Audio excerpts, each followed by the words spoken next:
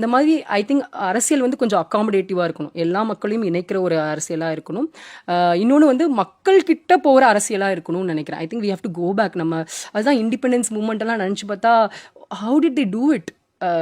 காந்தி வந்து நாக்பூரில் ஒரு குட்டி ஆசிரமத்தில் வேர்ல்டு கான்ஃபரன்ஸை வந்து உருவாக்கியிருக்காரு. அங்கே எப்படி வேர்ல்டுலேருந்து லீடர்ஸ்லாம் வந்து அங்கே இருந்திருப்பாங்க. ஸோ அப்படிப்பட்ட அரசியலும் இங்கே வந்து சாத்தியமாக இருந்திருக்கு அப்படின்னு நான் நினைக்கிறேன்.